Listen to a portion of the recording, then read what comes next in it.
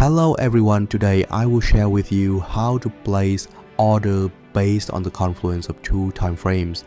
Today's video is similar to other knowledge sharing videos.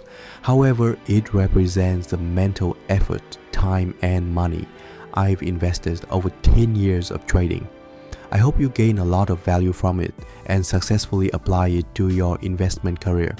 Today I'm going to talk about how to place the perfect trade based on the confluence of multiple time frames.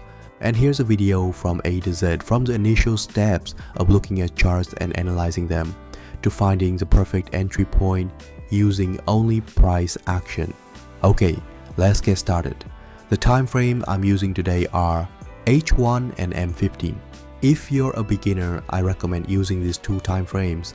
Smaller time frames experience very rapid market fluctuations, making it easy to fall prey to FOMO and make wrong decisions.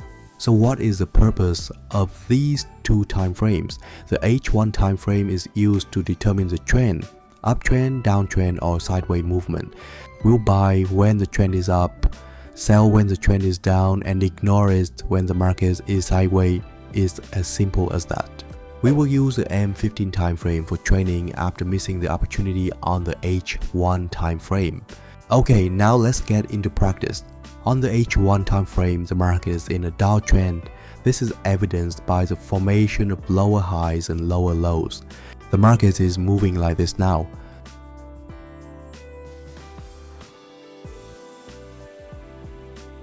Because the market is moving this way, this is a key level for a downtrend on the H1 time frame.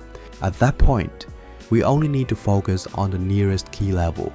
As long as the price hasn't broken through this key level, the trend remains downwards. We should only look for selling opportunities in the present. Therefore, we immediately place a sell order at the key price level, taking profit at the nearest low.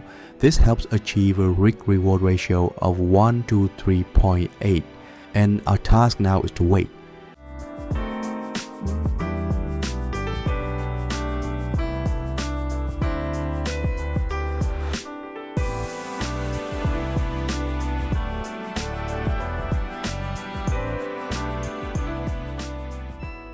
The price didn't hit my entry point, but instead went down.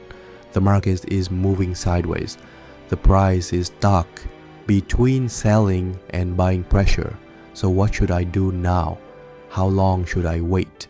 To answer these questions, that's where we need the M15 time frame. On the M15 time frame, we are only interested in the area from the lowest point to the key level decline of the H1 time frame. We need to identify the current trend of the M15 time frame.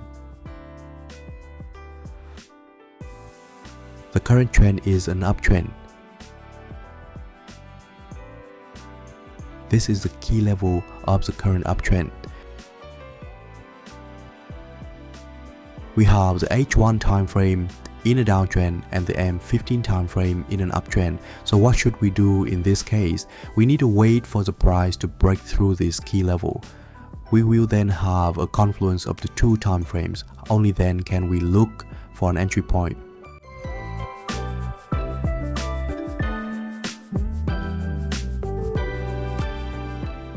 The price has broken through the key level. The M15 trend has turned into a downtrend. We need to look for entry points that align with the trend on both the H1 and M15 time frames. Remember, waiting is the key to winning in trading.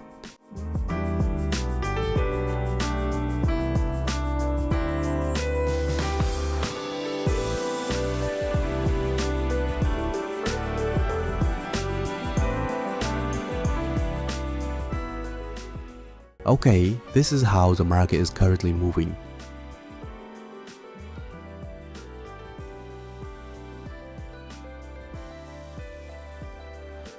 This is the key level of the current downtrend. The market is moving strongly, creating imbalances. We've identified a point of interest, POI zone. This wave leaves its mark on smart money. We'll enter a sell order here, taking profits at the nearest low. Let's see how the market reacts.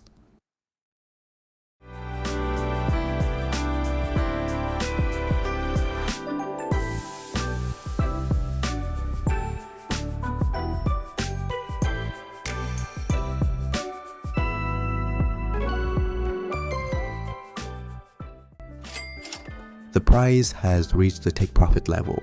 I wouldn't dare say that trades like these have a 100% win rate, but I'd bet my entire trading career that trades like these have an extremely high win rate. Practice diligently, because every time you practice, you get closer to success in your trading journey. Goodbye everyone.